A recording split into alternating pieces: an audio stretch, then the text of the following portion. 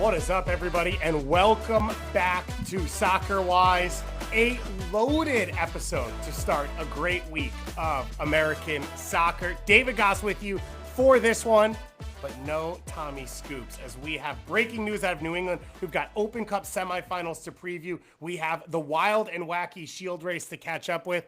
So I went for a big-time acquisition. I went for the big loan from Backheeled and 615 Soccer. You know him very well, Ben Wright. Ben, thanks for being with me.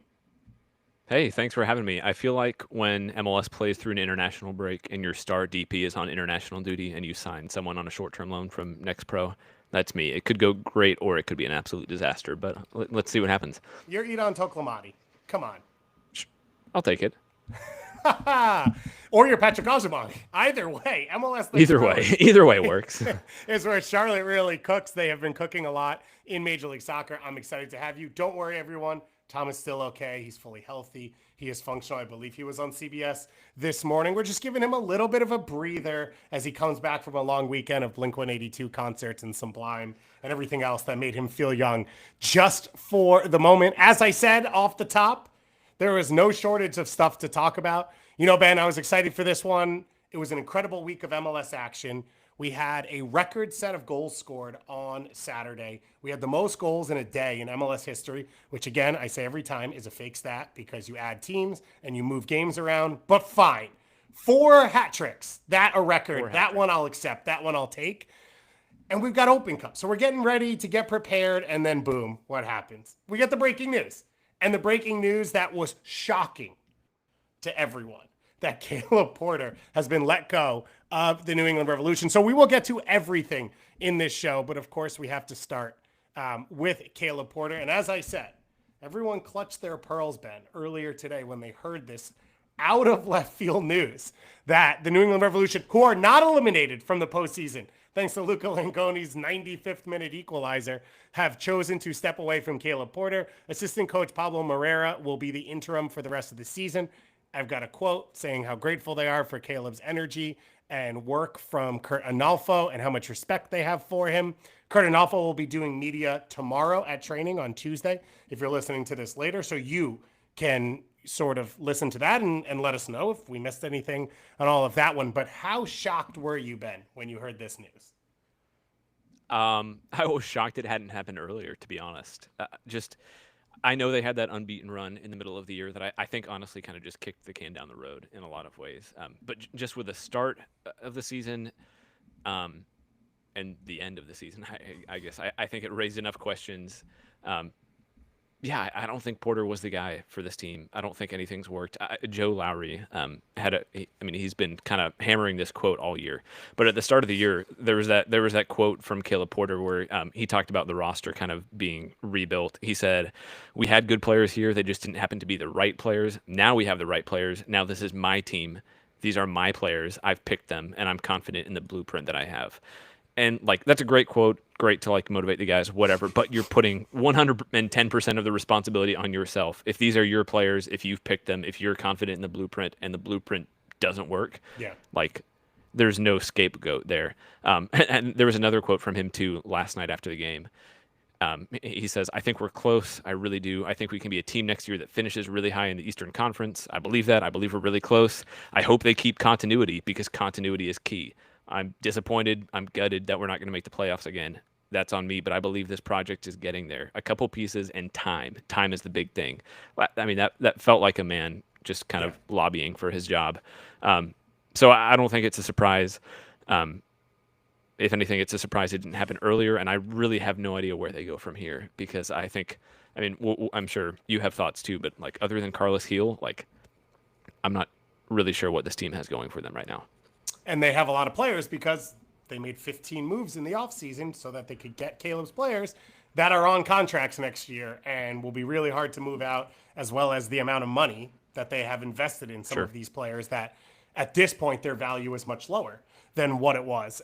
You mentioned it, the poor form that they've had throughout the year. They've had 3 stretches of 4+ games without winning. And obviously it is all headlined by right in the middle of the season, a 10-game winless streak. They have been, since Caleb Porter took over, one of the 3 worst teams in Major League Soccer. in most statistics, whether it's you're talking points per game and results, or I think you laid out fairly well in one of your pieces at Backfield talking about goals scored and goals conceded. Like on both ends of the field, in every aspect of the game, this is a team that has been poor in Major League Soccer. And I think we were going to talk on this show about those comments anyway from last night, which felt like from the outside, okay, this is someone who is already pleading about this. And he said in it, like, we're not going to make the playoffs. I think next year we can be a top half team in the Eastern Conference. And obviously he won't get the opportunity to do it. And you look at this team, and I think there's a lot of things to complain about. The biggest one to me is right now, and for the last 4 years, but right now, a lot of the attack feels like get it to Carlos Heel. Carlos Heel will fix the problems. Carlos Heel will cover for you. And he does, right? You look at the game this weekend against TFC in the first half. They're bad. Best chance is a Carlos Heel knuckling shot that leads to a rebounded chance that leads to a potential opportunity. There is not a ton of pattern play. At times, when they move to the back five, the wing backs who are good, and that's one of the things I will say I'm excited about with this team in Feingold and Mueller, are so high up the field that they're just runners for Carlos Heel, and that gives him an option. But otherwise, we are now 2 years into Caleb Porter, 5 years over the last 5 years that we've watched him coach with multiple MLS teams, where it is hard to see the ideas that he has and what he wants his teams to do, and it's hard to see what they lean on. I just still don't know what type of team they're trying to be. There's like not one phase of play that you can pinpoint that they're really good at. Aside from, I mean, like you said, aside from Carlos Heel. Like Carlos Heel is good at breaking down a low block. The Revs are not. Carlos Heel is good in transition. The Revs aren't. Like, I feel like so much, honestly, it's a shame because I feel like Carlos Heel is probably one of the 5 or 10 best players that we've seen in MLS in the last decade. And he's been just kind of stuck on these really bad teams. And it's, I think, a testament to him that the Revs have even been this relevant for this long this year, because I mean, I don't know where they would be without him. But yeah, I mean, they have a ton of work to do in the offseason. Like you said, a lot of these players, like Leo Campana, they spent a ton of money on him. Yeah. He's not performed. It doesn't really seem like they like him that much at this point. But they just went out, and at the time it was the MLS record the MLS record trade. Like, that's hard to offload. So they're going to have a ton of work to do just getting this roster in shape for someone else to kind of come in and try to pick up the pieces. For Caleb Porter, he's won 2 MLS Cups. It's one of the weirdest conversations you can have in American soccer. And it's been this way for not just years, but all of this year. Like, if you look at Tom's post about Caleb Porter being let go, it is a stream of comments that are, what took so long, finally. I got sucked into the Revs Reddit space. Shout out to all the Revs fan, which it turns out today was the final day to cancel or renew your 2026 season tickets. And the amount of people who said, I told them they don't do anything to change anything, so I won't renew, and then got back on and responded and changed their decision, and all of that shows a little bit of the chaos. But like, everyone's kind of been waiting on this. What is Caleb Porter at this point, and sort of what do we expect for his future before we talk about the team? Man, I don't know, because I feel like he's banked on those 2 MLS Cups as the high highs to justify a lot of low lows. But it's been a while since he got one of those, and I'm not sure what he has to kind of hang his hat on at this point, or to kind of justify the hire, because I mean, his last MLS Cup win was what, 2020? Yes. That's 5 years at this point of pretty subpar, underwhelming soccer. And I mean, it's a what have you done for me lately business, and he has not done much lately, I think, to make anyone want to take a risk. And I think he is a big risk at this point, because what kind of the norm is, and definitely the low end of the spectrum with Porter, is really, really bad. Yeah. So yeah, I would be shocked if he goes into the year with a job in MLS. He might be someone who kind of hangs around and hire him halfway through the season after you start seeing kind of the coaching carousel really take effect next year. But I don't know. I would kind of be hesitant if I was an MLS GM. You mentioned highs and lows. It's MLS Cup or no playoffs. Like, the gap there is shocking. It is unprecedented. Right. It's the highest of highs and then drops off completely. And normally when you talk about a veteran coach, right, when you talk about people who have been in the league and been around, you're talking about high floors of like, okay, they're going to get 9 teams make the playoffs in each conference. Can you get me in the postseason? Can you keep me relevant? Can then I maybe have the options to push some talent and push some chips in and maybe elevate the team? And this was like the conversations around a Ben Olsen, who now has gone to Houston and sort of has found that floor, right? They've had some highs, but like in general, they are a playoff competitive team. They've made some running cups. Like that's what you're looking for. That's what you're asking for. Pablo Mastroeni feels like a similar conversation with RSL. And like RSL may not make the playoffs this year, but like they're going to be around it. They're going to be in it. There's going to be opportunity, and they haven't invested a ton in the roster. I think for Caleb Porter, what's most dangerous now is like, as you said, for a GM of another team, there is no guarantee on that floor. So you have to be hopeful that you're the one-off year with him. And I think that's going to make it really, really hard because the types of teams that are going to look at him are not the ones that are putting in the most money and bringing in Cucho Hernandez and Lucas Del Rayon and saying like, yeah, we're going to spend big for you and we have huge support. Like immediately the fan bases of Sporting Kansas City, I think somehow Montreal, DC, a Toronto friend texted me and said, lose our number, like don't talk about us. And a lot of these teams are teams with coaches that are in place and probably won't make a move. But like, these are the clubs that you're thinking about that could move for a Caleb Porter. A quintessential DC, hire him in May after they move 100%. Would not be shocked if Montreal made it seem like they were doing something big and bold by signing him, even if it doesn't fit everything they want to be. And yeah, it is going to be fascinating to see if he gets another job in Major League Soccer, how long it takes, and what he wants to do if he doesn't. There are very few coaches who have won MLS Cup more than once. There are even less who have done it with 2 different clubs. The stuff he's done is fairly unprecedented, but it is a bizarre resume. And I think what you see from a lot of people in reactions is as things get bad, they get really bad. And I think he burns a lot of bridges in terms of relationships when he leaves jobs, and that's not going to help you get the next one. On the flip side for the team, you look at this depth chart and you can subscribe to our Patreon and get you access to the depth charts. Pretty much everyone is under contract for 2026 because all of these players are new. Jackson Ewell's over $1 million on a 3-year deal. Matt Polster's locked in to this roster. Langoni's locked into this roster.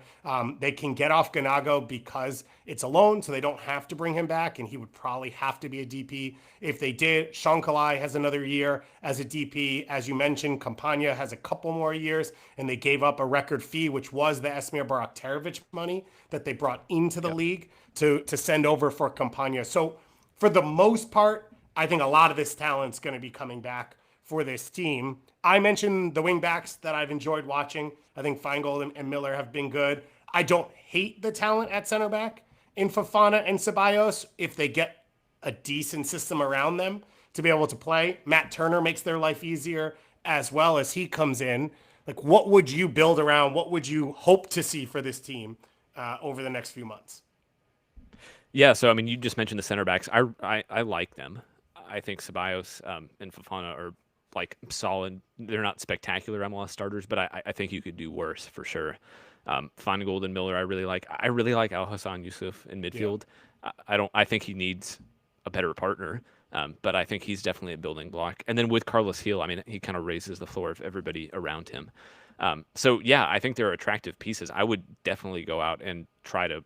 You have to find someone to consistently score goals. And I think they tried, to their credit, they tried to do that with Leo Campana, and it just failed. I think you have to get creative and figure out a way to kind of get out of that deal and then reinvest that money ideally in a DP number 9. If you can't, like, if you can't have someone in front of Gil who's regularly scoring goals, I mean, I think you see kind of the floor of this team, and it's really low. Yeah. They do have Dor Tugerman that they signed as a U22 who has yet to play. Yeah. He's yet to be available. I don't even believe he has his visa yet. Got called up to the Israeli national team like right after they signed him. It's kind of been a bit of a mess with some of those signings. That is an option going forward for this team, but there's a lot of question marks. We have the question in the chat about Carlos Gil. How long does he want to be around for this? Listen, I would venture a guess. I've never spoken to Carlos Gil, so I cannot say for certain.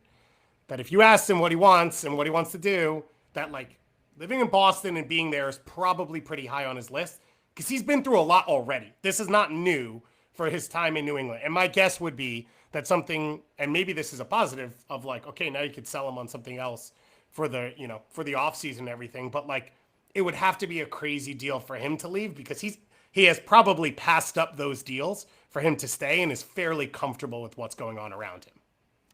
Yeah, I think the cash trade makes it really interesting though, because that's a mechanism to move him within MLS. Yeah. Like where you're getting not just proven, but like a legitimately elite, like one of the better players we've seen in MLS for the past 10, 15 years.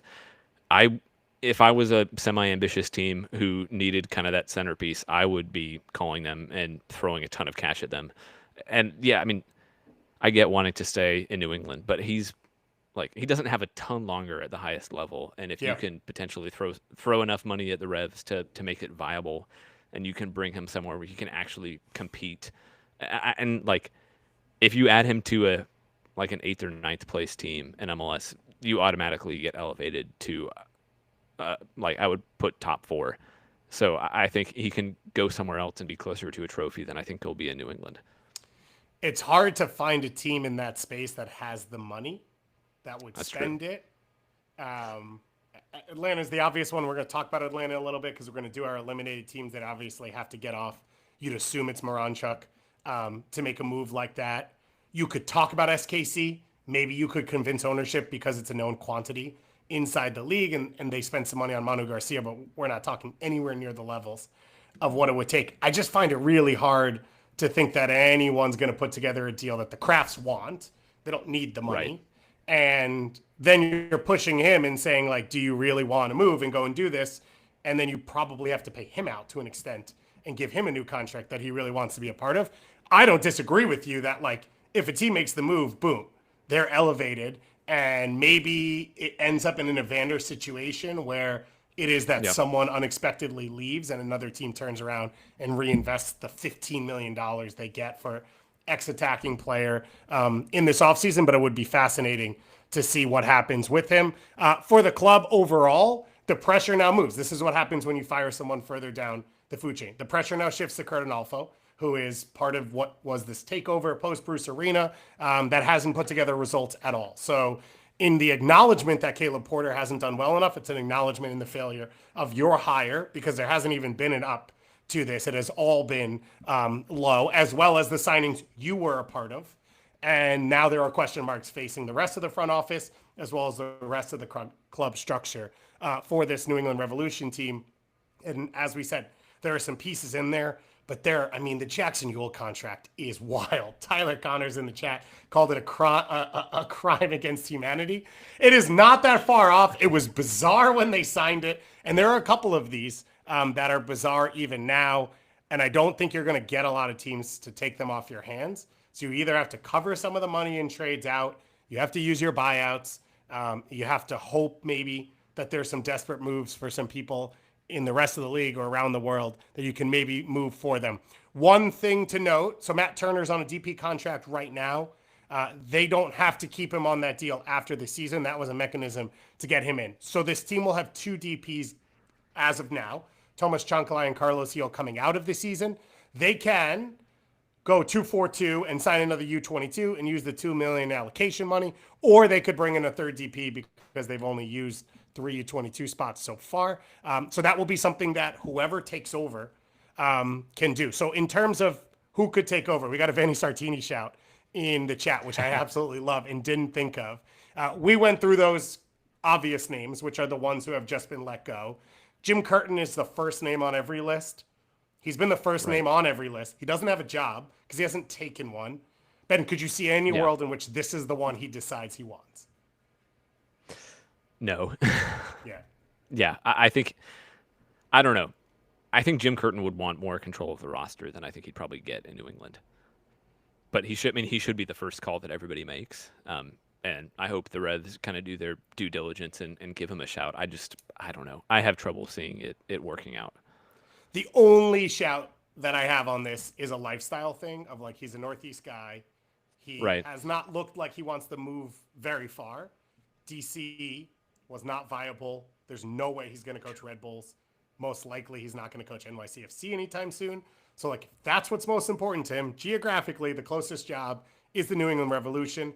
I would be shocked if he walked into a room with Kurt Alfo and said, I want to be CSO and coach, and he offered that. I would be less shocked if he walked into a room with Brian Bolello and Jonathan Kraft and asked for that, and they were more interested, and maybe there's space in there. But yes, it would be very surprising. Peter Vermees is going to be on this list if he wants it. He kind of fits into what we've talked about, which is like Peter Vermees coach is fine, GM is bad, and as we just read through, this roster is fairly set. Giovanni Savarese is going to be one up there as well. Yeah. Like, you assume those two are 100% getting phone calls if they want it. Yeah, I think so. And I mean, of the two, I like Savarese. I don't think he's necessarily the most spectacular head coach in MLS, but I think he does certain things really well.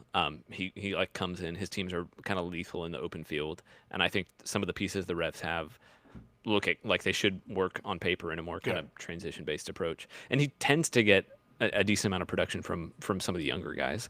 And the Revs have a decent amount of like high-level young players. I mean, we talked about Peyton Mueller already. I think he's kind of he's someone I would not be shocked if he's kind of in the USMNT picture here for this next cycle. I think he's like a huge high ceiling. Yeah. So yeah, I don't know. Off the like on the list that we're working on right now, none of the names are super exciting to me. But I think that's just kind of where MLS is right now with like available coaching candidates. Savarese played for the team for a year, that's has true. That connection, and I think it came. I'm pretty sure he interviewed last time. I'm not like reporting that, and maybe someone already has. That's me not being able to remember, but assuming that that's the case. He's another one with Curtin that like every team should at least give him a call. And maybe has, and we know about half of them, and we don't know about the other half. And I think if he doesn't get the job, then I'm pretty sure Tom's like required to punch through something, or I don't know. He has said multiple times what he would do if that doesn't. Is that why Tom's not here today? Yeah, that's why Tom's not here. He's on an injured himself punching through a wall. He's on a rage hunt right now. It would, I will say this for the Revs. We are listing these names, and they are kind of the only names left right now. They're not like super obvious. The Pat Noonans of the world when he was at Philly, where you're like, this is the next guy. He's going to get interviews. He's going to get a job at some point. There aren't a ton of those. I listed out Ante Razov, Josh Wolf, you assume is in there. I would assume Freddie Juarez is in there with the success Seattle's had and his little bit of experience as an RSL head coach. I'm always going to name the lower division guys, Danny Cruz and Ben Pierman, who I think deserve a shot. You could probably throw Neil Collins in there as well. But I say all of this in saying the Revs have basically never gone outside of MLS to hire a coach. Right. So I say all of these names because it feels less likely that this is the team that signs a coach from Switzerland who no one's ever heard of, who moves every year. It's just not really what the Crafts have done. If anything, the text I got earlier today, quote unquote, joking about Bob Bradley seems more realistic to me than 39-year-old Belgian league coach who I've never heard of. And that's just the way this club is operated. But there's a lot to watch with this team. The moves, the change has to be in the coaching and in the concept, because as we said, the roster can't shift. And yet, I would say there is enough talent around this that if you're able to put it together, that Peyton Mueller, he's probably only a year away from another big move. Like, there's a decent chance this team could put $30 million in transfer fees together over a 4-year span. For all 4 of those years to be without a playoff appearance would be really, really sad for this team. And they've done some good work to set themselves up, and they have to continue to see that through. As I mentioned, it sounds like Curtin Alfo is going to do media on Tuesday. Mm-hmm. So that will shed some light as well to what this team is doing.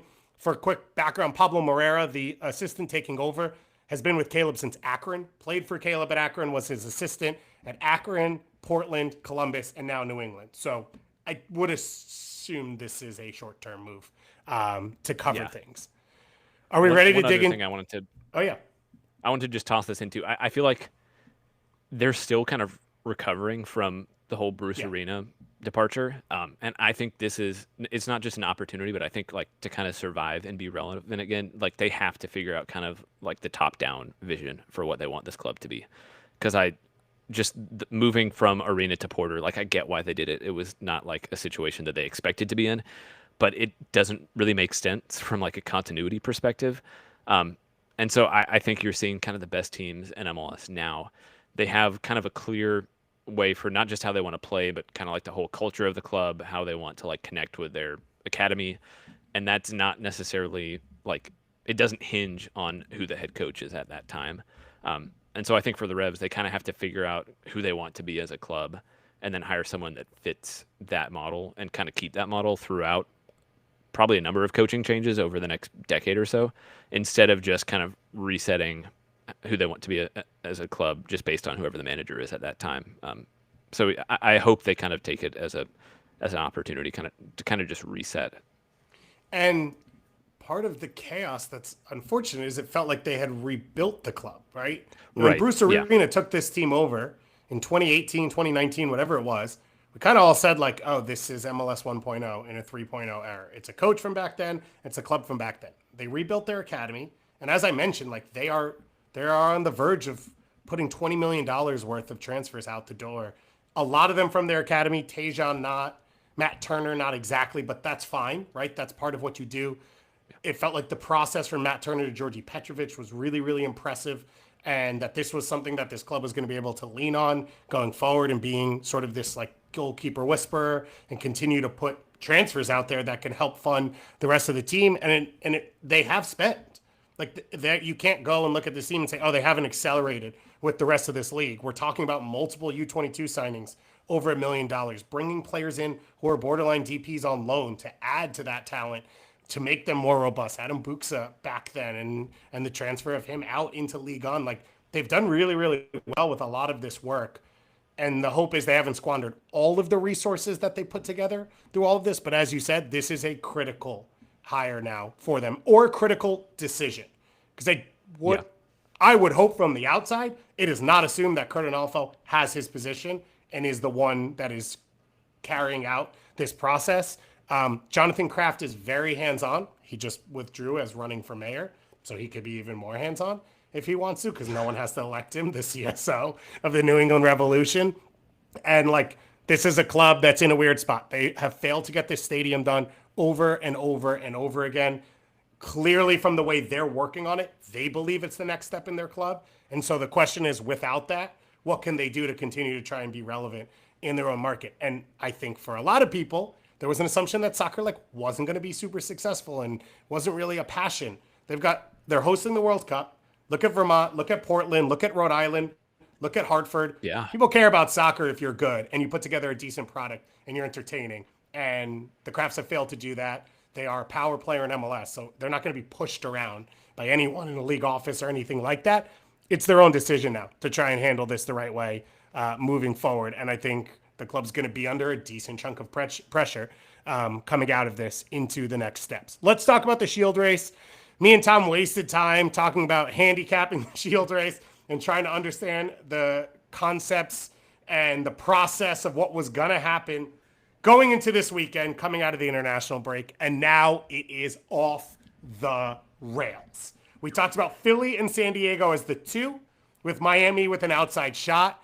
And boy, were we wrong. Although I would like to point out that I said multiple times, Open Cup is a huge factor in all of this. And I was right about that one with the Philadelphia Union.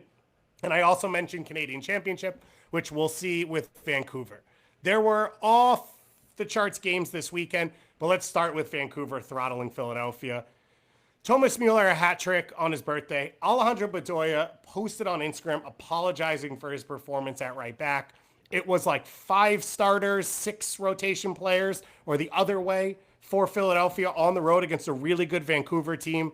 And Vancouver didn't joke around with this at all. They were aggressive. They were direct. They were lethal. Ali Ahmed is one of the most fun players in MLS. Thomas Mueller fitting in perfectly.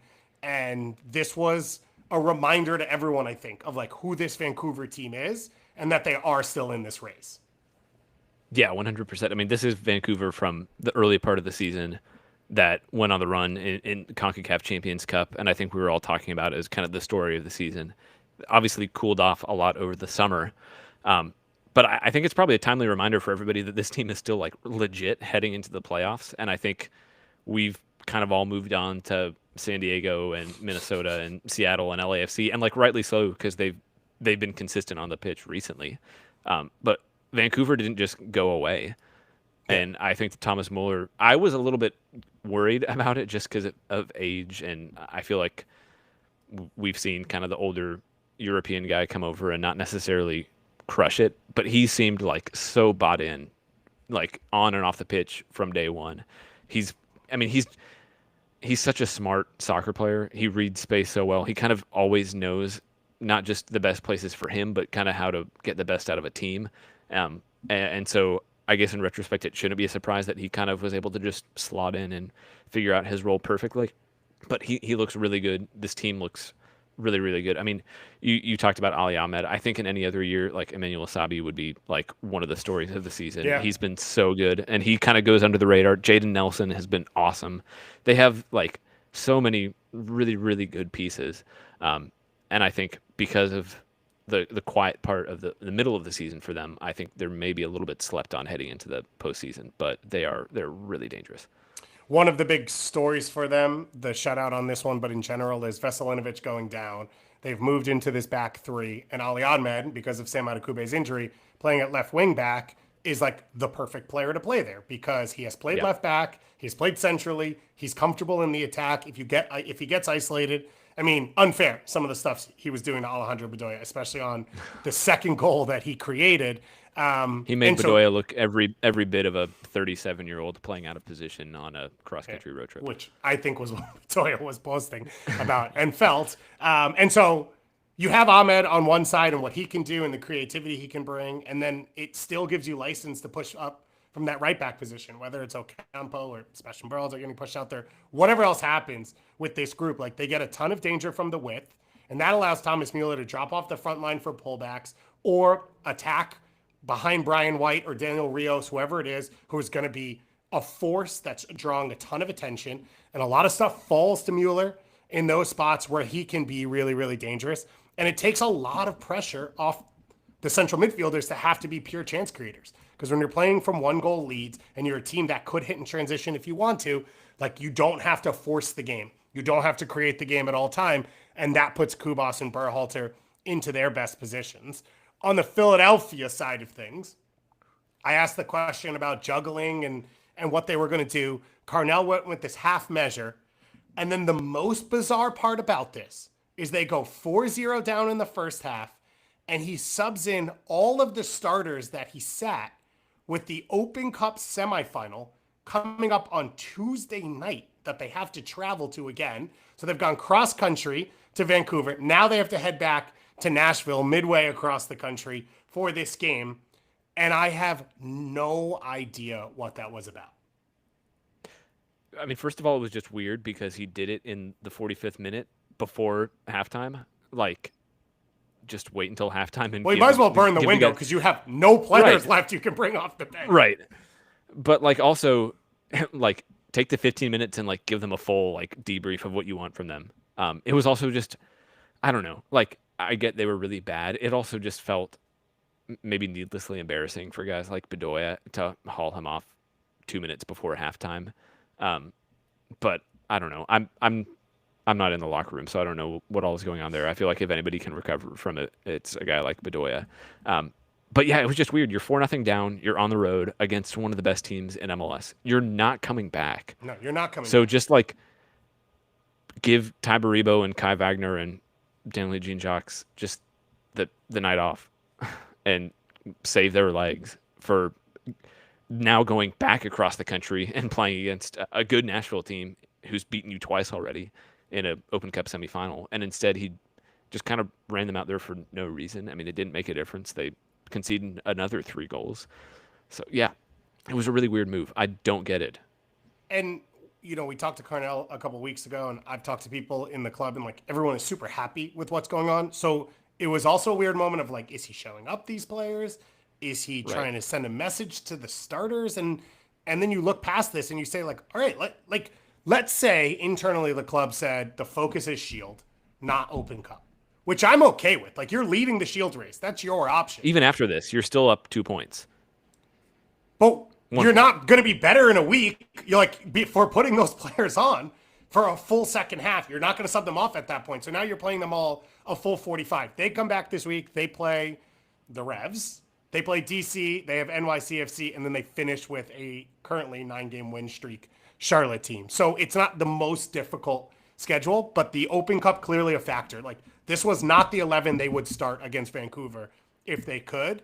And to handle it the way you did, and I don't know, maybe they watched too much of the Atlanta-Columbus game and were like, oh, 4 goals, it's nothing. We're definitely going to score 4 goals in this second half. It was a bizarre thing to do, and we'll talk about how we think it affects them going forward. For Vancouver, they officially clinched their spot in the postseason. I know we went a little bit longer on the teams that have already clinched. Cincinnati clinched this week as well. Charlotte officially clinched. Probably won't do as much about them because we're probably going to talk about them more going forward. Speaking of Cincinnati, Evander and Brenner helped them break their goal scoring duck, and they are able to knock off Nashville 2-1 with a 98th minute winner from Evander. So they officially clinched that playoff spot. They are back now in this supporter shield race that we kind of said they weren't. You saw the holes of why in this game. They created a ton of chances. They were completely incapable of putting them away, but they went out and got a player in Brenner who is an add-on right now, who was a DP, and you see why. The outside of the foot touch and finish on the goal. It's not a huge gap. It's one that Evander can hit with that pass. It's one that outside of Denke, no one else on this team could finish, and maybe Denke can't at times this season. I think it shows you the high quality of class they have, even amongst all the what it seems like is this internal stress around goal for this team.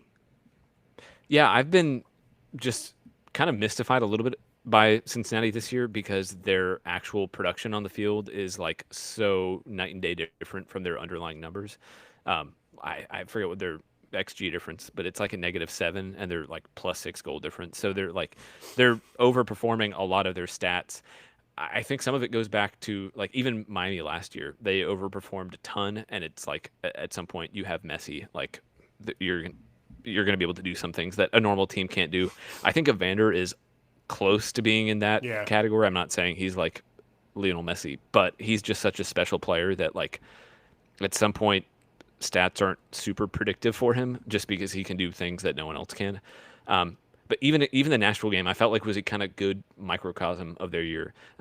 I talked to Laurel Fowler before the game, and she talked about how since 2023, in 1-goal games, they were 41. They had won 41 and lost 16 heading into the Nashville game. So I guess now they're 42-16, which is just a wild stat. Yeah.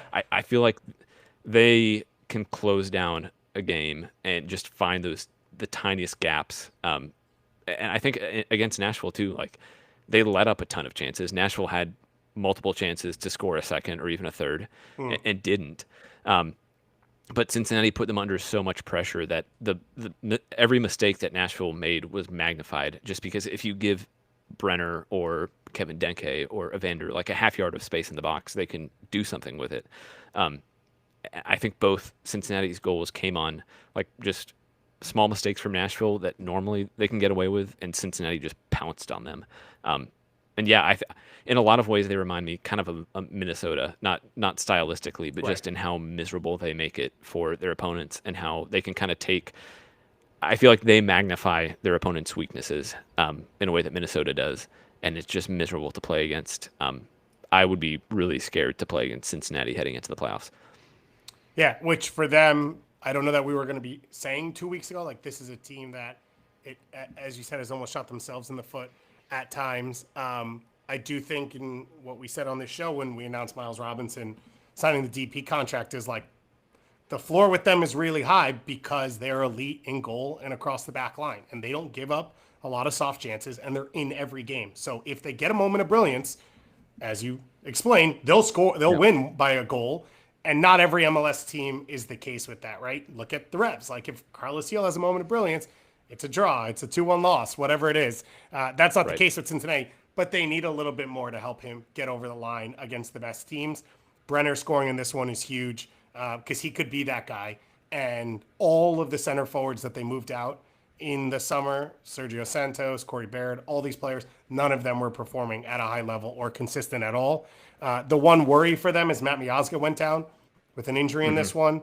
That's been the thing that has held them back over the last few playoff runs, is whether it's red card suspensions or injuries, missing a lot of their key pieces up the spine in big games. And Brian, so that Brian would be tough Anunga to also see. went off. Brian Anunga went off, and Who's already filling in for an injury. They're already really thin in midfield. Yeah. Samuel Giddey came on, and I thought he looked decent. He only Yeah. played a few minutes at the end, so at least they have an option now that they didn't a few weeks ago. But yeah, I mean, if you miss Anunga, it's kind of wild that he's such a key piece for a Supporters Shield contender at this point. But like they're already so thin in midfield that I think missing him could be a concern going forward. You mentioned for Nashville, I said to you, like, it just felt mentally that they were turned off in some big moments. They were odd turnovers out of the back, or a lot of moments where they were backpedaling rather than stepping where you'd expect them to. It just, to me, even though they played a high-level team in a big atmosphere and stuck in the game, it felt like they were not mentally fully there for this game. And I wouldn't be shocked if some of that is looking at the Open Cup semifinal and the ability to host in that game. It was cool to see Tyler Boyd basically create a goal by himself out of nowhere. Like, he has the potential. BJ Callahan's talked about him all year in the slow process of him coming back. And it feels like with the way Nashville has played, how good they've been, how many players have been a part of that, like whatever he gives them is additive at this point, and that could be a nice little boost over some of these top level opponents. Yeah, I think he's going to be important. They haven't really had any tertiary scoring outside of Sam Surge and Hani Mukhtar. So hopefully he can fill some of that. I'm not sure how much we can expect from him just in terms of like playing 90 minutes for the rest of the year. I mean, he was out for 400 plus days. So I honestly think we're probably not going to see the best of him until 2026.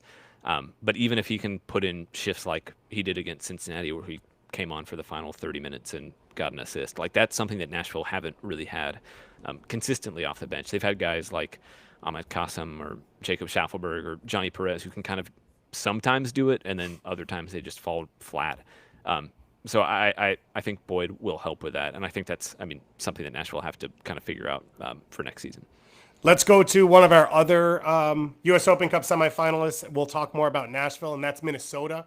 Minnesota going on the road against San Diego, and we had checked them out of the Shield race when we did this whole thing last week, and then I think I put on Blue Sky at like 9:30 on Saturday night and was like, is Minnesota in this if they win? They go to San Diego. They get blitzed off the field in the first half. Dane St. Clair puts on maybe the performance of the weekend. That is in a weekend where 4 players scored a hat trick and keeps them in this game. And then, like you said, they have the ability to hurt you if you're ever going to take your eye off the ball. They feel perfectly set up to play San Diego because you're not going to have possession against this team. It is not possible. And Minnesota is able to hit in transition. They make it 1-0. They do it again. They score from midfield eventually. Dane St. Clair loses the shutout late. But you have a game in which San Diego has 66% possession and FOTMOB has them at 2.16 expected goals. And they do not score in this game until the 95th minute. It's hard for San Diego to complain. The process is good. Maybe it's just one of those days, but I think it was a pretty telling primer for a potential playoff matchup. And of course, it resets the Shield race because San Diego would have moved into first place if they had won this game, and now Minnesota are within touching distance. Yeah, Minnesota they're so fascinating because they play the most frustrating style of soccer I think I've seen in MLS.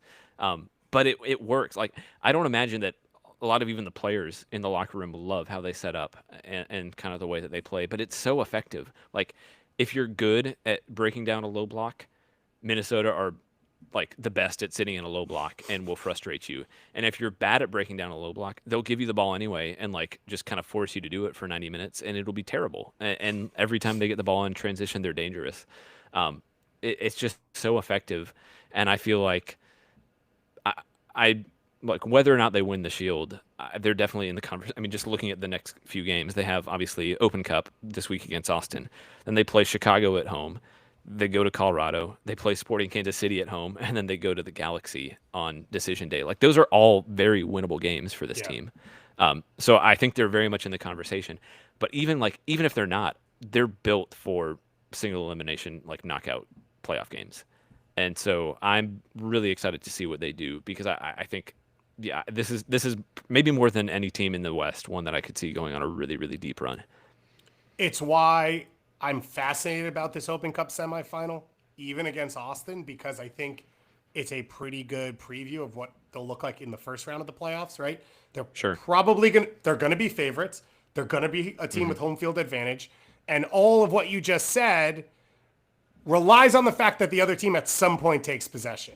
And what we've seen in the past with teams that are kind of on the newer side of who they are, and Minnesota, obviously, were in the postseason under Ramsey last year, but in his first year, is when it gets to the playoffs and you have sort of this distinct style that doesn't maybe work in every game state, you have to be able to have the like internal wherewithal to say, no, we don't want the ball here. We're not going to step out in these spots. And I think a lot of opponents are going to go to Minnesota and say like, good, it's your job to create the game. Like, I dare you to do it. My guess is that's what Austin will do in the Open Cup, and we're going to see how Minnesota deals with it and how they handle it. This game is the other example, which is, okay, let's say they get through that. Can they then go to some of the bigger teams, Seattle, whether it's home or away, San Diego, whether it's home or away, in single elimination? This was an example that without Tani Oluwaseyi, that they could still get it done, because that is a huge loss for this team, and he fits a huge part of that, which is his ability to create chances on his own, his ability to finish in transition, and they don't have that. But it is a Minnesota team that's in really good form right now coming into this game, and this is a huge moment for them. We're going to talk about that in just a moment. For San Diego, like I said, I thought the process was right. Do you have any differing opinion about them? No, I mean, they created so many chances, and I think if you're playing someone besides Dane St. Clair, you probably score 3. So, I mean, frustrating game. I don't have any red flags after that one. I said this on last week's show, but I'll mention it again with the schedule. They have a bizarre finish: 4 games, 3 on the road, at Atlanta, against San Jose, at Houston, and at Portland. So it's weird to me, right? You have potentially only 2 playoff teams, or 1 playoff team in those 3 on the road, maybe 2. But at the same time, you got to go on the road and you got to win in MLS. That's not an easy thing. And to finish with 2 on the road, my guess, and I have not looked at a schedule, is this is college football or NWSL related, which is why they finished with back-to-back games, because they share that building with 2 other tenants, which is not ideal as well. But this is going to be huge question marks for San Diego because they're still firmly in this. And let's go to one more team that I think you have to say, or maybe 2 more teams. Sorry, let me say 2 more teams that are in this conversation. We thought it would be Miami. Charlotte rocks them at home with a 3-0 win. It's 9 straight wins for Charlotte. Idan Toklamati gets a hat trick, replacing Patrick Aujamang, like yourself, the big star stepping in for the big moments. Christian I can Kalina, only aspire to that level of replacement. We all aspire to. But if you twerk, Morgan Tenzo will fine you, so you have to watch No one wants to see that. When he went to celebrate the opening goal, I was like I was off my couch, just in the TV being like, do it, make them do it again, do it. Well, then you have Dean Smith dancing in the owner's box too. It's just a perfect night. He's got the AirPod in because it's his team. Not that he's going to say anything, but it's his team and he's coaching. Not that he needs to, but it's his team and he's coaching. That was like just a whole great back and forth about what he was doing. And Christian Kalina, the star of this game, saves the Panenka attempt from Messi at 0-0. That leads directly to the Toklamati opening goal to make it 1-0. I thought Toklamati made a mistake in transition. He could have set up Vargas to make it 2 at halftime, and then they come out and finish the job against this Miami team. Doyle wrote about this in his article before going on vacation.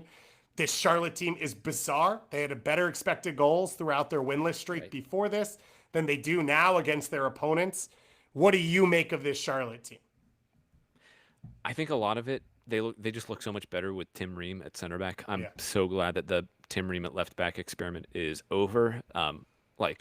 Good on him for making it work for as long as he did. But they look so much. I mean, first of all, he's a great passer of the ball. And even on, I think it was the second goal where he played the ball out to Wilfred Zaha. broke two lines and put Zaha in a great pocket where he eventually played it to Bronico and he crossed it to Tokomati. Great way to set up a goal. So I think getting him in the middle has made a huge difference. And I think Zaha also is just like performing. And he wasn't, or when he was performing very sporadically at the start of the season. Well, I was going to say, part of that is that there's a potential threat of someone making a run outside of him, which Tim Ream was never going to do.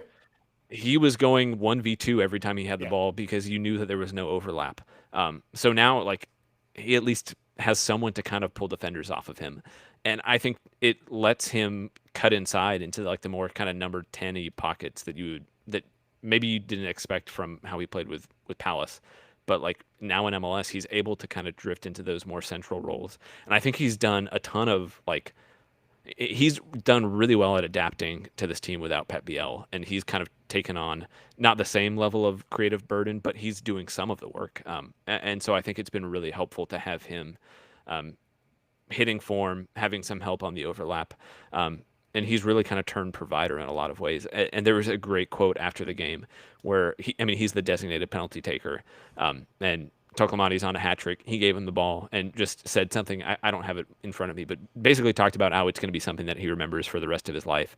And then Tokomati in his media afterwards, he talked about how Zaha is an angel. And so, it was good to see. I mean, they tied the MLS record for consecutive wins. I think in the post shootout era, they're a really fun story. Their underlying numbers are whack. Like, none of it makes sense, but like none of MLS makes sense right now. Right. So like, I have no idea what to make of it.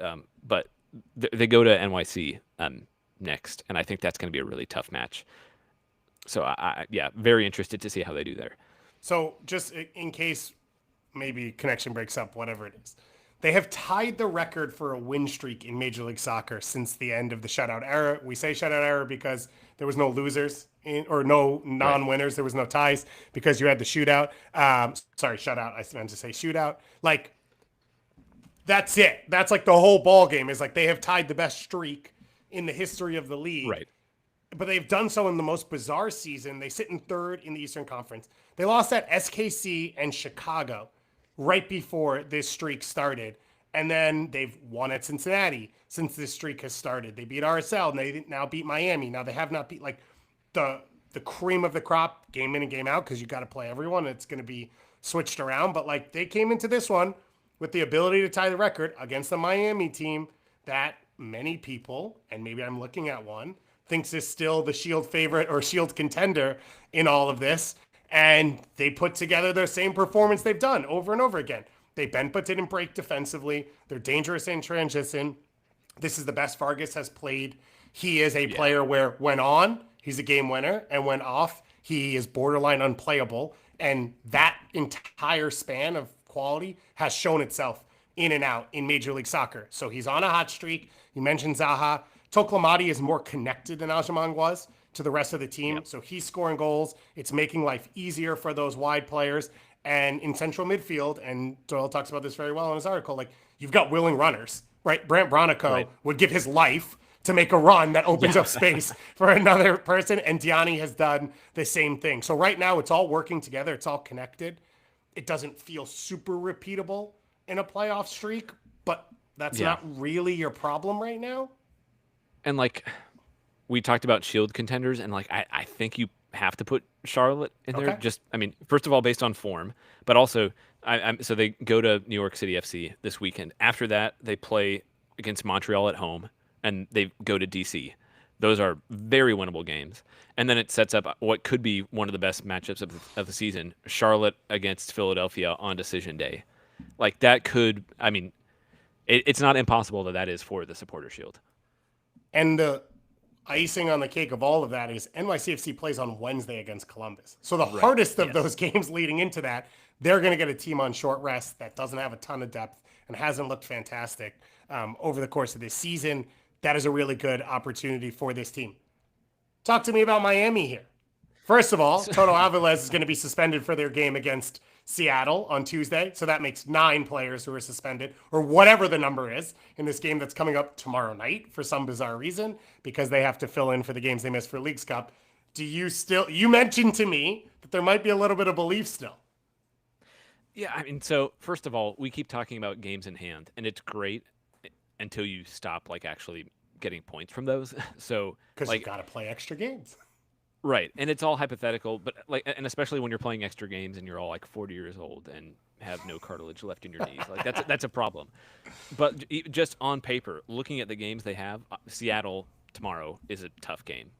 But then you play DC, you go to New York City FC, that's a tough one. You play Toronto, you play Chicago, you play New England, you play Atlanta. They could all theoretically be out of playoff contention at that point. So I'm not saying they're the favorites, but you cannot write them off at this point just because the on-paper schedule, the talent that they have, and the fact that they still have 8 games left to play. That's a lot, and they certainly have potential to make a run. I'm not saying they're going to, but like we can't like count them out at this point. I would agree with you. I would say the feeling of watching them kind of fall apart against Charlotte as it got hard True. doesn't make me feel a ton better about But the also, potential. like, if Messi doesn't miss a penalty kick and they go up 1-0, it's a completely different ballgame. Like, so Yeah. at the end, yeah, it wasn't great, but there was also the potential early on where everything completely changed. So Yeah. Yeah. It is. I got a bunch of messages from Charlotte fans. It was one of the coolest moments of the season. Like Kalina saves the Panenka, for sure. and Miami is dominating at that point. As I mentioned, like the bend don't break, and the energy in the building all of a sudden comes up, and then they literally counterattack the other way and score in a transition moment. Busquets is like ghosted on the near post by the Brand-Pronico run and literally just shoves him because he's like, I can't keep up with this play. And then Toklamati with the finish, and the place just explodes. And Charlotte's had some really funny social media stuff, so tip of the cap to them, especially the Beckhams. If you haven't seen it on Instagram afterwards of the clip coming out, but like they were talking about switching into Miami jerseys for Charlotte jerseys, whatever it was. Yeah. I don't know. They had a full kiosk in the stadium. They did, but from afar, from watching on TV, it looked like a pretty pro Charlotte crowd. Like this did not feel like and it wasn't, the upper deck wasn't even sold. This wasn't like NFL Stadium for Messi. Like this felt like a pro Charlotte crowd. It's one of the things that's been cool about them since they've joined the league. And either way, I think it's going to be a special playoff game for them. So Tuesday night, Inter Miami hosts Seattle. Leagues Cup final recap or rematch. Suarez suspended for this one. Now Aviles suspended for this one. I think I really hope Suarez just sits in the same spot that we saw Mascherano sit and yell instructions down to the bench, just for the memes. He could be on AirPods to Dean Smith. They could just be they could be listening to the same Spotify playlist at the same time during the. They're collaborating. Oh, of course, it would be Apple Music. Of course. Never mind. Sorry. I apologize for that. No free shout-outs. For Seattle, on the Seattle side, they choked away a 2-0 lead at home to the LA Galaxy, which is, unfortunate for a lot of reasons. One being like, again, games in hand. They could have had an outside shot about being a part of this conversation. If they don't drop that point and they win their 2 games in hand, that would be 8 points plus. They'd be on 53. Just ahead of Vancouver, 1 point behind Minnesota in the Western Conference. Rusnak comes back. I think overall some things to be happy about, but definitely an unfortunate Morris came result. back too. Morris came back. Jesus Ferreira scores a goal. So still question marks as this Seattle team goes up and down. A few other things to note before we get into our eliminated teams and our Open Cup. Dennis Bouanga, one of the 4 players that scored a hat trick. That was at Levi Stadium in front of a fairly sold out crowd. Many of which were there to see San Jose play LAFC. Many of which were there to see Sun Young-min play soccer. Gave them the result they wanted. A goal in the opening minute from Sun. One of like a few goals in the opening 2 or 3 minutes. Right. As I tried to chase games on TV. This was one of the weirdest nights of MLS I can remember. There was I turned off the Miami game. I watched 10 seconds of Columbus live. I only see Atlanta score, and yet they're down 5-1. Then I'm like, maybe I'll throw Dallas on. Dallas is already up 1-0 on an unreal Logan Farrington backheel to a Petar Musa goal. Yeah, the whole thing was what Paxton Aronson scores an equalizer. On a header. Or forced an own goal. His header flicked off of someone else, it feels like. He's just not, when you think set piece threat, you don't immediately think the Aronson brothers. You do not. And if you are, you don't think Paxton first between No. the two of them. But it was a great start for him in Colorado. They go up 2-1. Some like random young players got big performances as well. As you said, it was a bizarre night in Major League Soccer. Let's start with the weirdest game here, and we'll talk about our eliminated teams officially. So we're going to do this for every team as they get eliminated in MLS, and that's Atlanta. Atlanta went down 5-0 in the opening half against Columbus. They end up losing 5-4, which is the weirdest part about all of this. Wessam Abu Ali gets his first goal. Diego Rossi scores a goal after pulling up with a hamstring injury, taps it in, walks off the field, and now we're getting reports that he may be out for 2 to 4 weeks and could miss a playoff game, will miss the stretch run of the season. That is like the worst case scenario coming out of a game that you win by this much. It was a sign, I think, of how weird both these teams are. For Columbus, the huge result. And then on the flip side for Atlanta, it was an international break. Like you were off for 2 weeks for one opponent to come, and you get blitzed off the field in the opening first half. And then you don't give up on your manager, which is like all of the comments I'm hearing of like, Ronnie Dyla's next after Caleb Porter and like, when's he out? I don't know what you want to take away from this, but for a team to come back under a manager like that kind of feels like the wrong guy to fire in a way. Yeah, I don't know. Like, I'm coming at this from a place of never being fully convinced or happy with the Ronnie Dyla hire. Yeah. Like, I didn't think it made a ton of sense off the bat, and now that we've had a full season of like just disappointment, I'm not like any more convinced. I also think Columbus are not maybe the best kind of litmus test. When you of the playoff teams, they worry me the most. Of just they're bad defensively. I'm trying to pull up the numbers. They only Cincinnati and Charlotte have allowed more goals than them of Eastern Conference playoff teams. And I feel like they're just more fragile than either of those teams. Like, so that's not like a stats-based thing, but just based on vibes, I feel like Columbus are not super convincing when they're defending. Do you feel like that's fair? Yeah. And they, I think, have gotten worse as the season's gone along. I mean, in injuries too. Like, but that's, you can't ignore the fact that like, no, but I would say for Columbus, you can't ignore the fact that like arguably 2 of their 3 best center backs are unavailable to them right now. Right, but like everybody has to deal with that. Yes, but that also puts us in a place where we say like we don't really believe in this team, especially but I think in a playoff run. One of the strengths of Columbus though has been like Wilfred Nancy's ability to get similar production no matter who's on the field, and I think you've seen even like the center backs, like he's gotten creative and found ways to make it work, and like they haven't ever been like a just lockdown defensive team, but they've at least seemed less mistake prone than they are now. I forget which goal it was for Atlanta, but they just played the simplest long ball over the top. It took a bounce in between the center backs and Patrick Schulte, and no one really knew how to deal with that.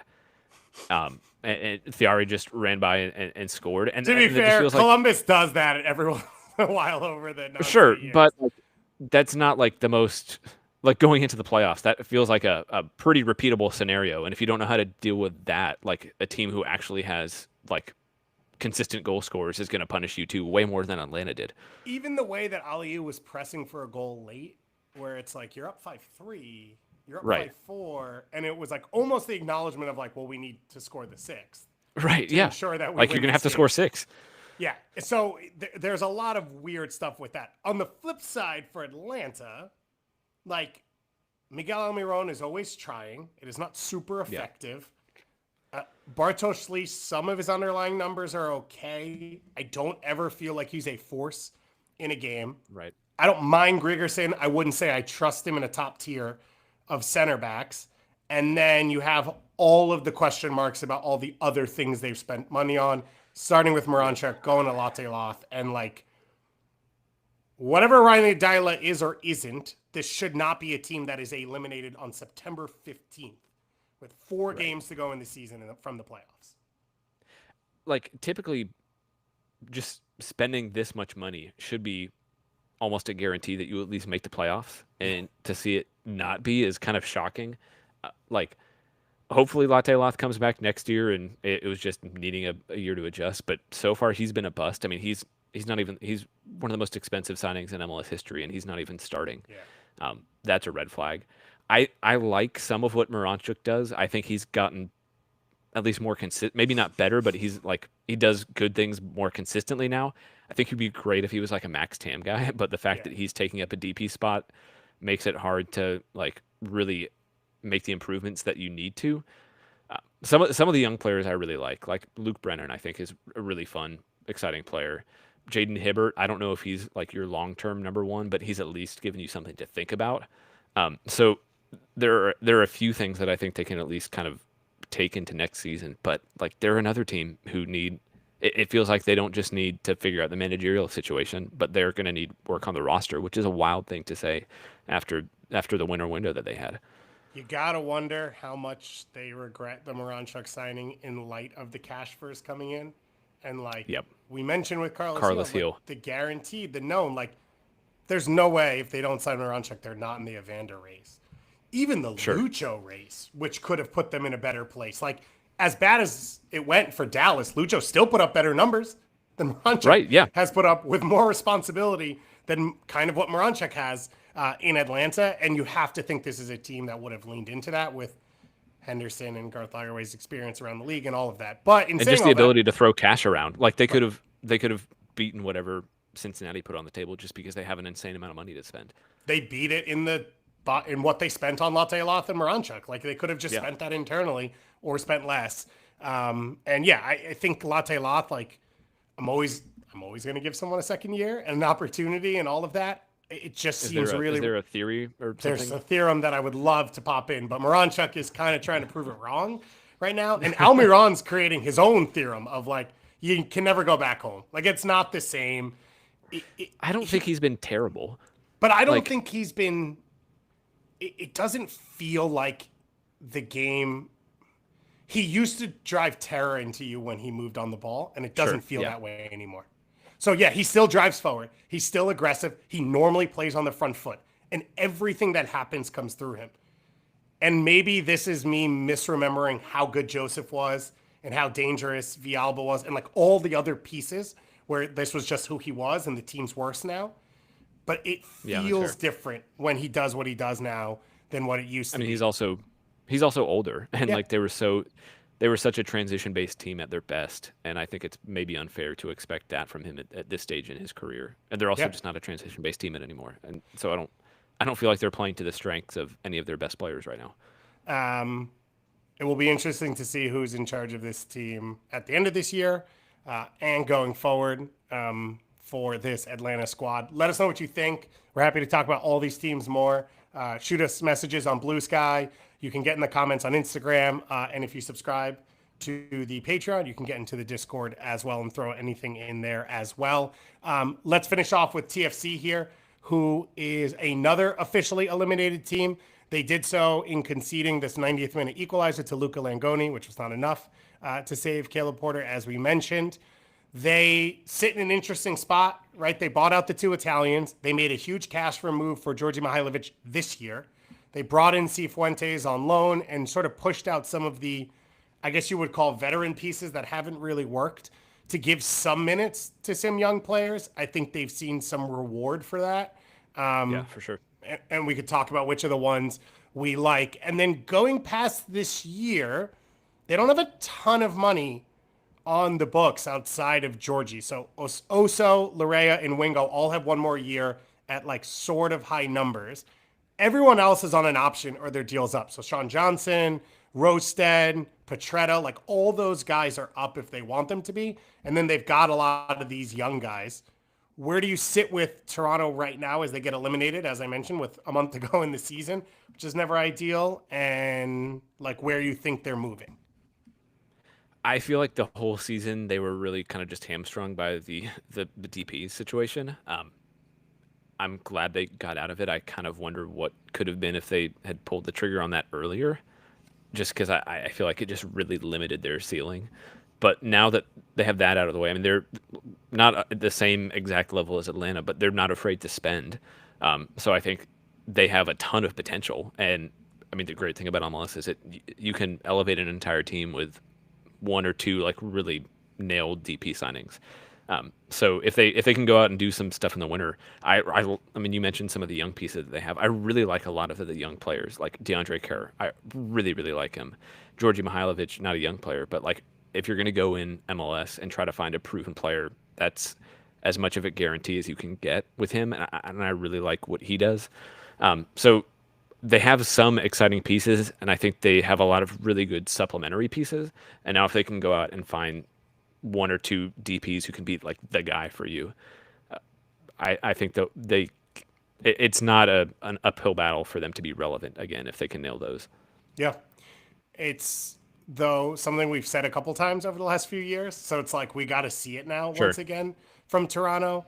And I think it's slightly telling that like the front office has just cut veterans like Brilda Halson, whatever, saying like you have to play these kids, which Yeah. I am the constant we talk about with Toronto is the inability to activate on the young talent that's in that city and like all of the players who are from Toronto who don't play for Toronto.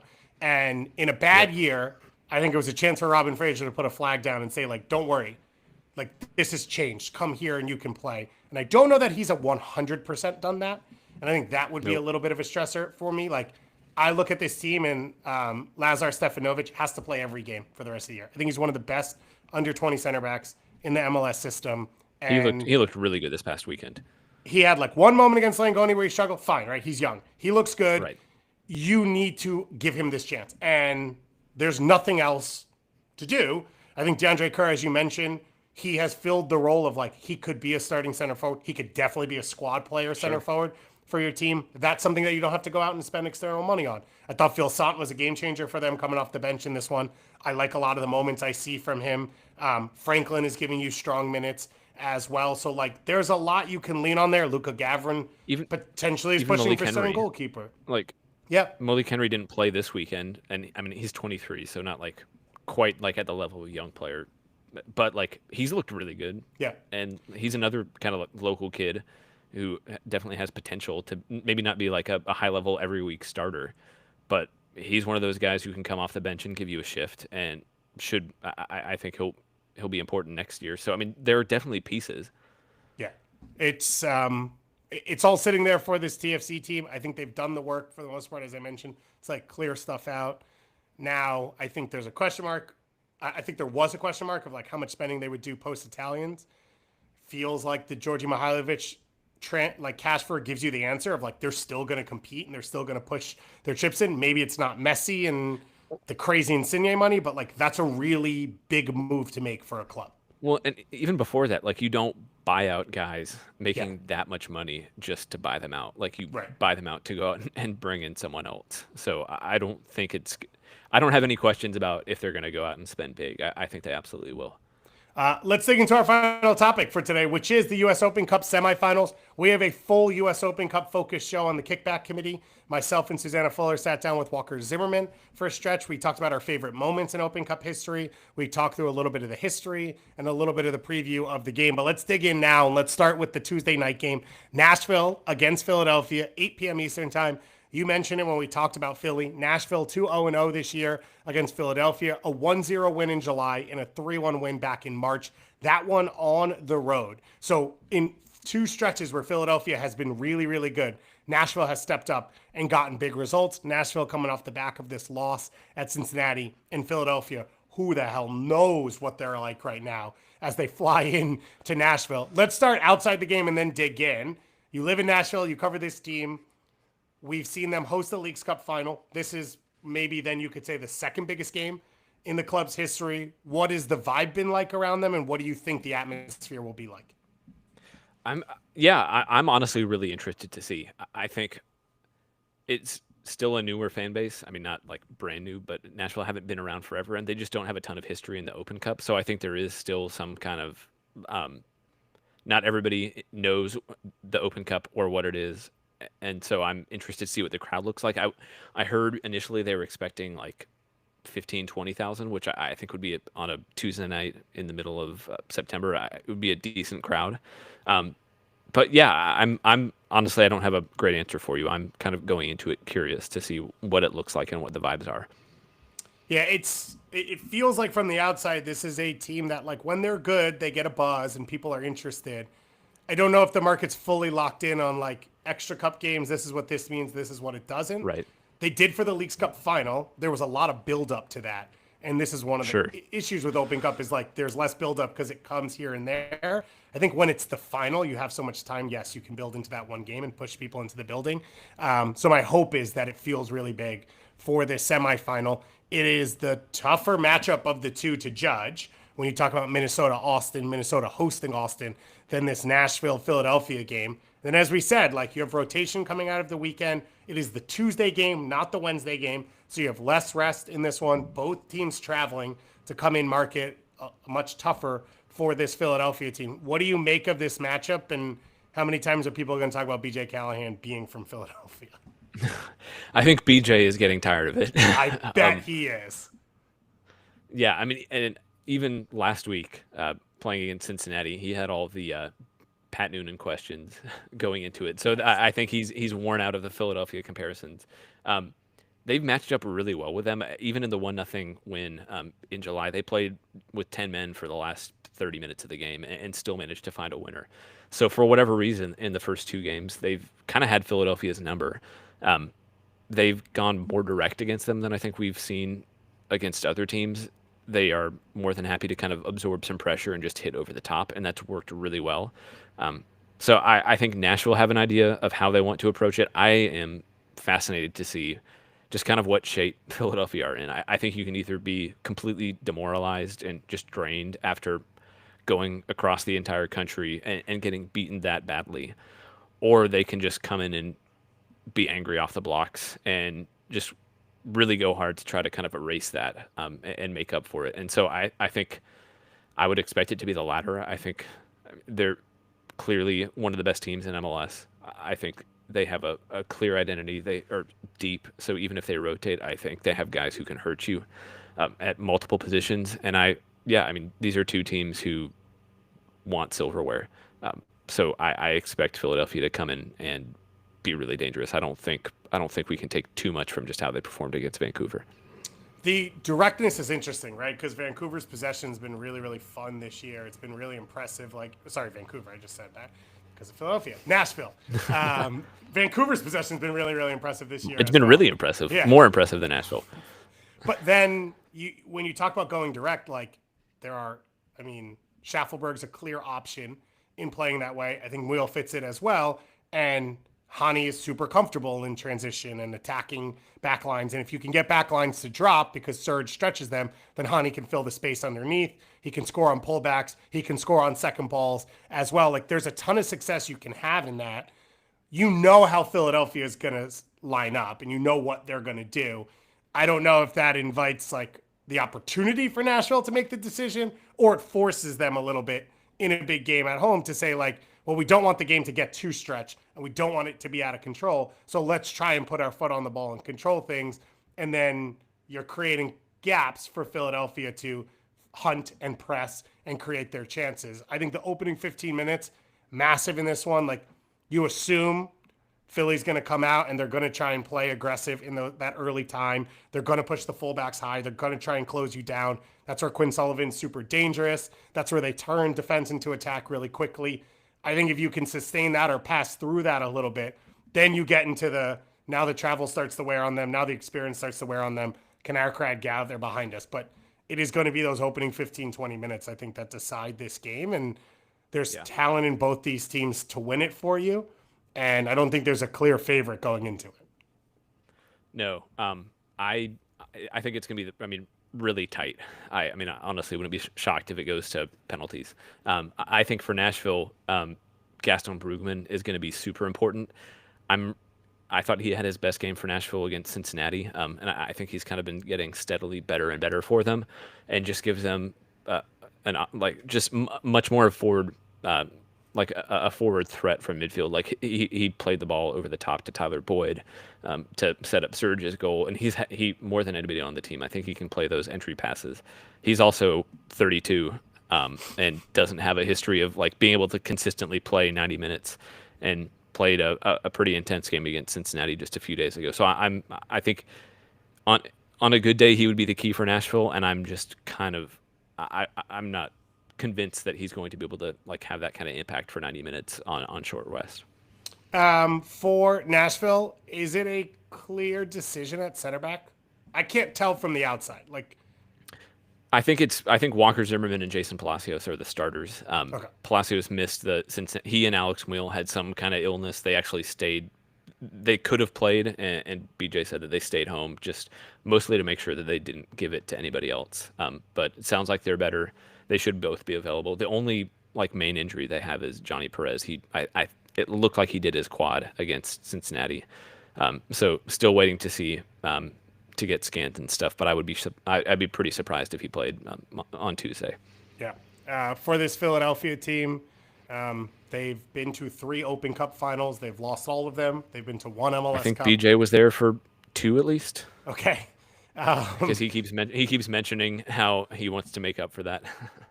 Walker Zimmerman mentioned that Joe Willis was in goal for Houston in one of the ones that Philadelphia went and lost. So has a little bit of experience in that matchup.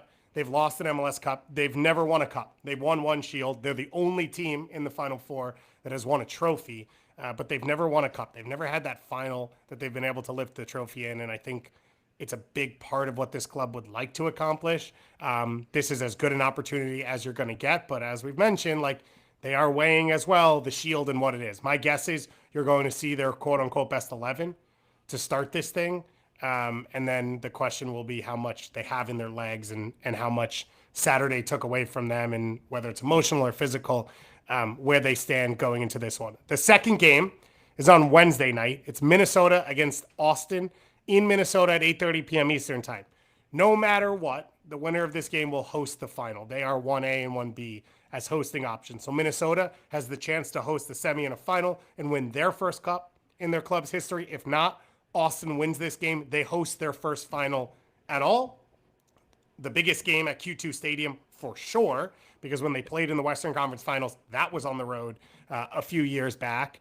And like a huge opportunity for both of these teams. For Austin, probably their only shot at a trophy this year. And for Minnesota, as we said, sort of a bit of a dry run for what the playoffs look like, as well as your best chance to win a trophy. So the question is, which of these teams comes out and sort of has to take more possession, which of these teams does, and who we think delivers in this moment. Austin went to Dallas and lost 2-0 in the game building up to this one. There was some rotation in there, which seemed to be Open Cup related. They gave up a goal in the second minute and had 0.6 expected goals in the rest of this game. I know it's on the road. I know you have Open Cup, but like the inability in the final third for them to be dangerous, the lack of direction in that final third has been the biggest problem for Austin. It's why Open Cup has been an outlet for them, because they've won in PKs, they've played defensive, and it's looked a little bit more natural for them. But as I mentioned to you, that's kind of Minnesota's gameplay. Yeah, it's going to be really hard for anybody to play defensive against Minnesota because the ball would just be sitting on the midfield line waiting for someone to take it. I have no idea how this one's going to play out. I'm more convinced by Minnesota, and just they have a clear identity. I feel like they know what they're good at. They lean into that, and they're just, I just feel like Minnesota, maybe more than any team in MLS that I can think of, are just built for knockout games. So I think playing at home as the host, they're going to have to come out and control more of the ball than probably they'd like. So maybe their possession goes up from 30 to 35%. But yeah, I just, Minnesota playing at home, I think is going to be too much for Austin. And honestly, I think it would probably be too much for 28 teams in MLS right now. Yeah. This is a Minnesota team that looks really good right now. I thought Kelvin Yeboah looked better in the last game. He's lost confidence. He lost his starting spot, working his way back. But Pereira and Ludd are both match winners in a game like this. I think you could argue Minnesota has the 3 most dangerous players in this game. Like, it is a clear gap between the performance and production of Austin's attacking force, especially Uzuni, his inability to affect the game if someone else doesn't set it up for him, their loss of Brandon Vasquez. Like there is not a lot to love right now in this Austin attack. And if that's the case, I don't think I have enough confidence in them defensively to hold up. And that is all without talking about set pieces and long throws and all of that. Like Yeah. Minnesota's And going to get. that's also without talking about Dane St. Clair, who I think is like a match winner on his own. And Yeah. especially, I mean, if somehow this game gets to penalty kicks, like you have a huge advantage just from him. But I think Austin struggled to create chances as it is. And then the few chances that they get, I think Minnesota center backs just smother everything. And then when they don't, Dane St. Clair is able to stand on his head in a way that few goalkeepers in MLS can. So yeah, I mean, not to say it again, but I just feel like they're such like a team built for cup games. For Austin, they came back on the road against Sporting KC last week during the international break. They got a win against San Jose in the game before. That has pushed them into the playoff spots. Owen Wolf has been really, really good in this stretch of games. Bukhari's been better when he has started and when he has played. I think my understanding is Dessler was sort of rotated out in the last game because of the Open Cup, so he's been a factor for them. But again, there just was not a lot of spark to them in their last game. Minnesota's coming in riding high. And then if you throw all that together, you add in the X factors of being home, of Dane St. Clair, as you mentioned, and then set piece threat and like the constant ability to create chances off any ball that's played, out any restart in the entire attacking half of the field. I will say, as I've said a million times, I don't think long throws should be a thing in the sport. That's a rule issue, not a tactic issue. Boo. I, No. again, don't complain about people doing it. I just think it should be eliminated because I don't pay to watch people throw balls. If I did that, then I'd be paying $200,000 to watch the NFL week in and week out on season tickets or wherever the hell you could sit for that amount of money. But either way, this is what we have been waiting for. Semifinals, two teams with a chance to go to their first chance for a cup win. Four teams that have never done it before. Like, this is huge for all these fan bases. You know Minnesota is going to be bouncing tomorrow. If they host the final, it's going to be an unbelievable atmosphere. Yeah. Wonderwall after an Open Cup win is like chills right now thinking about it. But Austin fans have been there for a lot of bad soccer, and that place bounces when it's good. And they will be there for the final as well, and that will be a huge moment for them. The final comes up on October 1st. It is a Wednesday night, so it's coming up in a couple weeks. ATX history in the chat says hashtag keep doubting us. Take that. Like, that's yours. You get it. There's a reason that we're doubting you, but like, I mean, that's, you've scored 20 goals from open play all year. yeah. Like, I'm sorry. But I hope Nico Estevez is taking every little thing that he can. And I hope Owen Wolf scores a hat trick and proves us all wrong. I would love that because I have him in my big ball league in the Austin podcast league that they invited me in because you're required to have one Austin player. And I swapped out, I think, Dessler for Owen Wolf at the first transfer window. And I feel pretty good about that one right now. Yep. And I'm riding high. I think I'm in third place. You should put in your resume for some open CSO jobs. I could potentially get hired by Austin off the back of all of this if there's any openings or potentials for them. Although if they win a cup here, I don't know, that might change everything for this club and for the reality of them. Give me an idea. Last one for you. If Nashville did win, where you live, like what would it be like? What would it mean? I think Walker said this comment, which I didn't research, but I assume, which is no pro team has won a championship in Tennessee. I guess we're talking about the Memphis Grizzlies and the hockey team. Oh, and the Titans. Well, Titans are terrible. I'm a Colts fan, so can't be too sad about that. Predators haven't won anything. Grizzlies haven't won anything. So yeah, I mean, it would be a huge deal not just for Nashville, but for kind of professional sports in the state. I think we talked to BJ Callahan and Patrick Yazbek earlier this morning, kind of just previewing the game, and they've all talked all year about just kind of turning it into Nashville 2.0, having kind of like a top-down vision that goes from the first team to next pro to the academy. And I think they've done all that, but they're also like, we're also in a business of winning trophies. And if at the end of the day, if you're not winning trophies and getting results, none of that really matters. So I think it would be maybe some validation for the work that Callahan and Mike Jacobs have done this year, but also I think they've been so good this year that I think we've all forgotten that they're still kind of in the middle of a rebuild. They have, I think, 13 players out of contract this coming winter, and so I think there's potential that this team looks very different next year. And so I think it would be validation, but also hopefully for the club like a springboard to kind of keep this trajectory and keep building under BJ Callahan. But yeah, I mean it would be huge just for sports fans in the city. The nature of the Eastern Conference is brutal for Nashville, which is they're already ahead of schedule. As you mentioned, they are on 50 points right now, which is if they won one more game, ended on 53 last year, that would have put you in fourth in the Eastern Conference. And there's a chance that they they enter this weekend in fifth right now. Right. With 4 games left to go. Their best ever season was 2021. They had 54 points. They were tied with the Union for second place. Finished third on tiebreakers with 54 points. They're, I think, probably on track for 56, 57. Going to break that and could finish as low as 7th. That's wild. Which is just wild. The East is an absolute meat grinder right now. But as you said, BJ Callahan, it's been the style and it's been the success so far. And I think this is the most hopeful Nashville fans should be so far in their MLS time. And for all of these teams, if you are able to throw a cup final in there or a win, it takes you over the top. Minnesota, I've mentioned it a couple times. Like, I don't know how long Eric Ramsey is for this MLS life because he's a good young coach who speaks multiple languages, who has passports for multiple countries and can go and do things. That probably doesn't throw Minnesota completely off their track. I think Khalid Al-Ahmad is like a huge part of what they're building and is probably the brain behind it.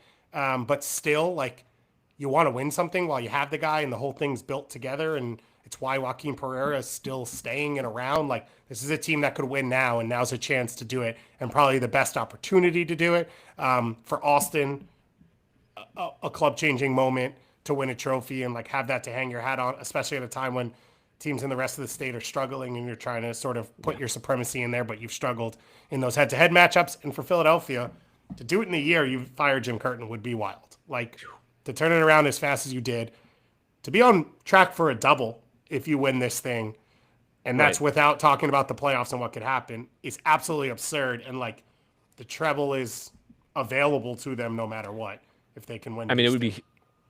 I think a lot of people went into the year just kind of looking at Ernst Tanner like he had. I mean, firing Jim Curtin put it all down to him, and I think credit to him, he backed himself and had like a vision for how he thought this club should be playing and weren't playing, and went out and got a guy who was going to play the way that he wanted to play. And I thought it was going to be a huge swing and a miss this winter, and he definitely proved me wrong, and I think probably a lot of other people around MLS. Yeah. And they are a team, though, that will flip that roster over and over again. And so, like, when you're in a good form and you have a chance to win, do it now. I think they've already started. Yeah. So Milan Olowski, I don't think he was here. He's not here to play on the wings or back up. Nice. They already have the next one ready. So huge moment, huge set of games this week. I will be out on Thursday. So Tommy Scoops is going to be taking over for me. He's going to have a live show with all of your reaction and then the podcast as well. Myself and Jordan Angeli are going to be back on Wednesday early for an early recording to dig into all things NWSL. Of course, thoughts go out to Savannah DeMillo and the entire Racing Louisville family. It is good to hear that she is doing better off the back of last night. It was really, really scary to see, and we're hoping for the best for her. But whatever we learn, we'll talk about a little bit more in that show. I mentioned it, the Kickback Committee, already live with our interview with Walker Zimmerman. Tennessee is our 50 states of soccer this week. So, Ben, maybe I'll tap you back in for some more knowledge as we go along this week. And I think for Tennessee, they're hoping for arguably the best soccer moment in the state's history with a Open Cup championship and an Open Cup final appearance coming up later this year. Ben, thank you so much for filling in. Thank you for taking the time to join me, and hope you enjoyed it as much as I did. Yeah, this is a blast. Can't wait for Tom Bogert to come in and smash a couple of hat tricks, but I feel like I put in a decent replacement shift. I think Tom's probably going to lash out knowing that he got filled in and replaced. So you're probably okay because you're probably going to see Tom pick up an early red card just to show everyone that he cares enough in Very the on next brand. one. So thank you to everyone for listening. Thank you to all of you who are in the chat, and we'll talk to you all again very, very soon.